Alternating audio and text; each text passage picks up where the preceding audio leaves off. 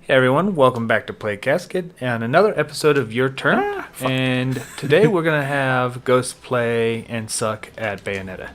It's okay. It looks a lot better than when I will do it because it looks horrific when I do. So, anyway, we got quite a few things that happened this week. So what would you like to go ahead and start off with? Because I want to make it harder on you today. Okay. Well, I just want to. The quickest one I would say is Reggie talks about Mother 3, and everybody was just talking about. No, it's because of this. No, it's because of this. No, it's because of this. Reggie says it isn't what we really think it is. So there's no controversy, basically. So there's a lot of theories about it and stuff too, and I do think Reggie just kind of gave a non-invasive non-answer, if that makes sense. Yeah. Like that way, because he's like, I'm not the right person to talk to about it, but I assure you, it isn't it isn't what you think it is, type of thing. So yeah. It's basically him saying, look, I understand everybody's upset about things and stuff, but I assure you there's a lot more to it than what I can even say. I have a feeling it's probably something that's really, really mundane. They're probably just like, oh yeah, we just kind of forgot about it. Honestly, no. Honestly, I just feel like it's probably just more straightforward, like Occam's razor type of thing. I think Shigeru Itoi or something like that. I forgot it. I pronounced his name really bad. But the dude, he owns basically Mother, right? It's the whole reason why there hasn't been a new Mother game for a while, because he just doesn't want to do another. And being said, you would think that maybe he's just he would have a say about what's going on, right? Mm-hmm. And what if he just doesn't feel like maybe Mother 3 hits a certain emotional sore point that he simply doesn't like to basically be aired out, because out of the material for Mother 3, that was one of the darker ones. You know what I mean? There was some stuff going on in that one. Well, like I said, Reggie's unsure. Reggie doesn't know specifically why too. So no, I think from what he knows, he's able to grasp enough to say the things you're saying. It's a lot. It's much more than that. But it's not controversial. It's a little bit more complicated than that. There's a lot more behind the scenes that it's more out of respect, I'm guessing, than anything else. I'm almost certain that's the case. Nintendo's we should do this for the GBA whatever, and Notori's I'd rather not, and then Nintendo's okay. I feel like that's the case. You know what I mean? Yeah. Oh, okay. That's the most simplest form out of that whole thing. I think Shigeru Itoi looks at Mother 3 in a different light than his other games. But I do think I think he's coming around. We eventually had Origins come out. Earthbound Origins, which is the original Mother. Yeah. We have some things coming out. He might be coming around to it, and he goes, maybe it's time for me to have a closure type of thing on it. And he's also talked several years ago that isn't a what do you call it, an apprentice to kind of understand that type of thing. He said a lot of the storytelling he did was more of a personal thing. Oh, okay. So it's just harder for him to just teach somebody how to make a new Earthbound. And I'm thinking that's just going to be how it is. I'm willing to bet that when Shigeru Itoi retires or passes on, I think we'll probably see a remake of Mother 1, or Earthbound Beginnings, as it were, eventually. But I don't think it'll be a case for a long, long time. But yes, just give us a collection already. Honestly, I would like that. I would legitimately like that. Maybe even have some kind of other thing that was kind of slightly connected to that. Maybe add Star Trek picks to it for no fucking reason whatsoever. So, but yeah, that's kind of what I think about it. But a lot of that stuff from Reggie was a little bit of a non-answer, as it were. But But let's get into something that was an answer, a big answer. Metroid Dread becomes the best-selling Metroid game of all time. Woohoo! There you go, people. Now you can justify somehow Metroid's the best game franchise ever, somehow by selling, 2.9 million. So probably by 3 million by the end of this month of March or May. So Prime fans cry because yes, cry. please do. I like Prime, but it just Nintendo's probably gonna see this as 2D does really well. So well, no, I'm thinking Nintendo is smarter than that. So the original Metroid Prime sold roughly about 2.8 million units lifetime worldwide, and that's from a game that was very constricted, with the limited amount of GameCube sold out there and stuff like that too. So you got to think about that too. Like, it sold well in the contrast of how bad the GameCube was selling in comparison. Meanwhile, you have the Switch, who is just dominant force right now. You know, even now with 2 new systems, the Switch is still crushing it. It's kind of like the way PS2 did when the GameCube and Xbox came out. Yeah. The PS2 was still destroying it, you know? The numbers look really damn good, too. So, you know, so Dread, would make sense that Dread would eventually, eclipse Prime. Just by the sheer number game, But it finally did it, it didn't even have to go that far, It was pretty good. And in contrast to Metroid Dread 2.9, just as a scope, Metroid Prime sold 2.8 million units. The original Metroid 2.73 million units. Metroid Prime 2, 1.7, and it just progressively goes down from there. With one of the least selling ones is Metroid Prime Hunter selling just above 1 million. So, hit them harder. Hit them really hard. Dodge roll. They're kind of do a barrel roll. So, what do you think about that right now? Sounds good. Can't wait. You can't wait. It's there now. Hopefully we get more Metroid games in the future. Well, I guess you already have something already planned. We kind of need more. No, no, we don't. Yes, we do. Nope. The last Metroid. It's the last Metroid. We don't have that anymore. Skip a generation. Focus on F-Zero. But what's F-Zero? Shut up. So, yeah. What do you think? What do you think Nintendo's gonna do with this type of information now? I guess we're just seeing more 2D Metroids, but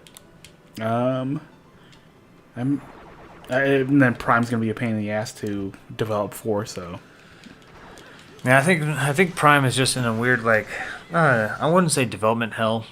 I think it's just in a weird way there was so many different visions for it that it's just going different directions, and now with Retro involved in it, I kind of feel like now that Retro's on it, the original game that they did have no longer exists. Yeah. And that kind of pisses me off a bit, because I'm pretty sure it was probably close to development, and then Nintendo was like, no, you know what?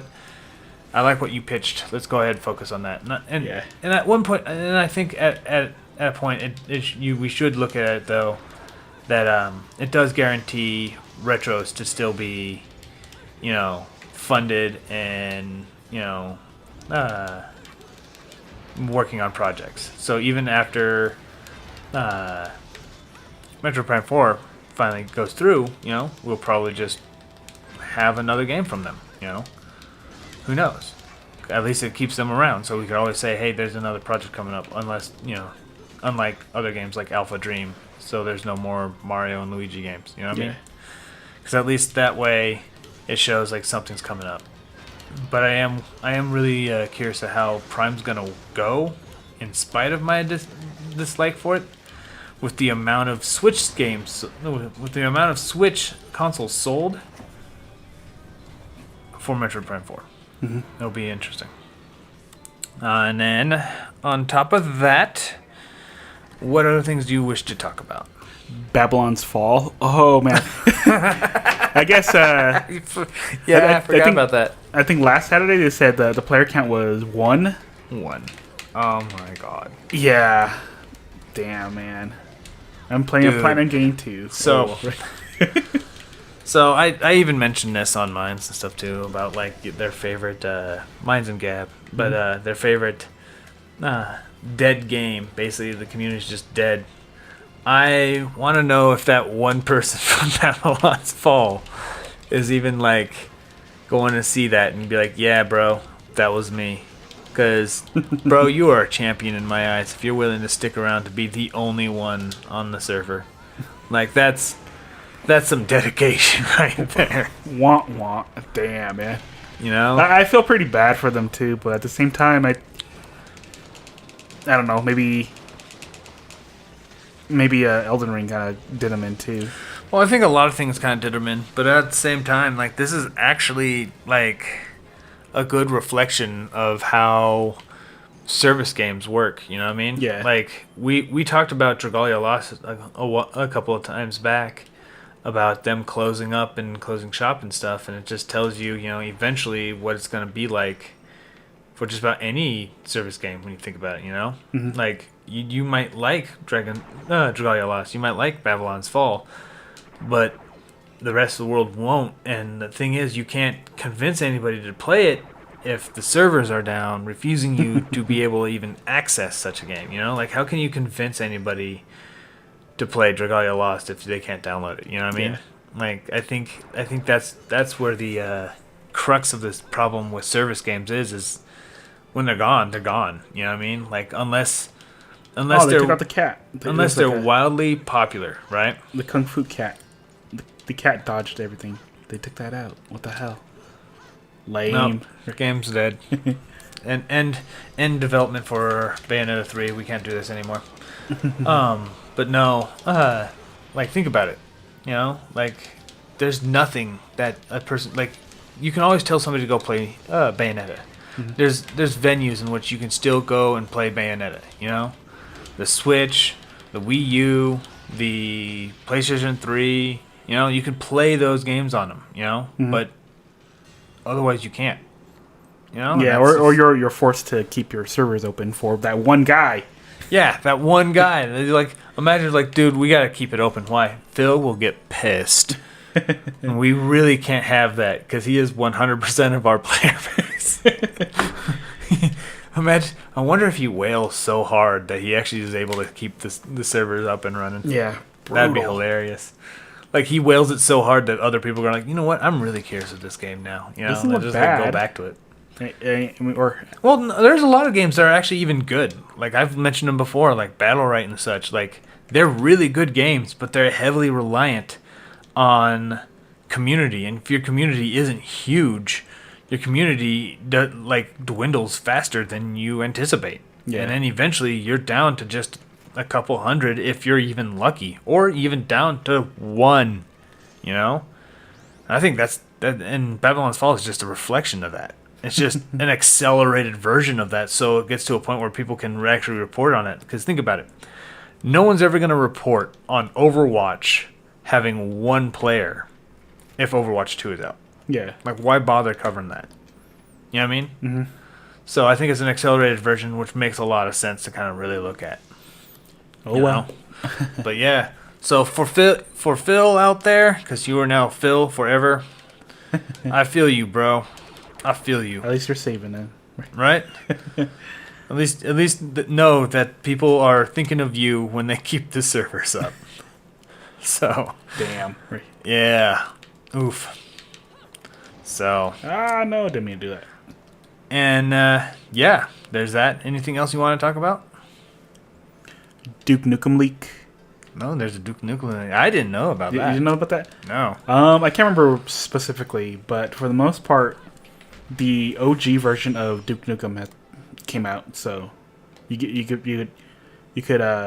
download it somewhere. Just somewhere? I'm not sure where exactly, but just somewhere. You'll find it. Oh yeah, that somewhere. Yeah. Somewhere where it involves waves and ships. Yes. But yeah, okay. Is it just like, is it a planned leak, or is it more of like the source code type of leak? Like, is there like a new project coming down the line, or is it more of just the original Duke Nukem? It was the original Duke Nukem before the first-person shooter. No, before they changed it to what it is right now. Mm-hmm. Yeah. Oh, so like the beta version of the Duke Nukem first-person shooter? Yeah, and like the E3 version too is in there. Oh, wow. That's kind of neat. I think that would be pretty cool in general, just archive form, and when you think about that. You know? But I'm not sure if that's considered really much of a leak, except for unless it's a source code. But maybe that might actually. Maybe you suck. I'm sorry. I'm only saying this so no one can prove that I'm actually worse. But yeah, no, I think that could actually help spur some interest in doing another one, because we all know how bad Duke Nukem Forever was. Ooh, lordy. But yeah, well, I got one other topic I feel like that was kind of interesting this week, and it's probably going to be a little short one too. SEGA and Atlus's annual survey is currently out. I'll probably post a link at the bottom of our comments section here if you wish to go and kind of get your voice heard as well. So every annual survey, Atlus kind of asks about a bunch of stuff, such as like what systems you own, what games you play, what types of games you play, and then they'll like list off games that Sega and Atlus are familiar with, or like, hey, do you guys play these ones a lot, or do you do this a lot, or whatever, right? And for the most part, like that's basically it. But it kind of helps with them kind of gauging what they should do next. And in fact, one of the annual surveys actually helped convince them to consider porting over Shin Megami Tensei Nocturne, or Shin Megami Tensei 3, over to the Switch and other systems as well. So they're why do they even need to ask? It's like, hey guys, because do we want money? Or we're just gauging to see. Well, because Atlus doesn't really make that much money. No, like unlike just porting over Persona 5, which I'm sure that's free money right there. Mm-hmm. They want to gauge interest of where other people's interest in their games are. Oh, okay. Because Atlus's other games, they don't do too but I got well. A platinum. Yeah. So they don't do too well as far as just IPs go, but Shin Megami Tensei 5 and Persona 5 have both actually done exceedingly well for Atlus. Mm-hmm.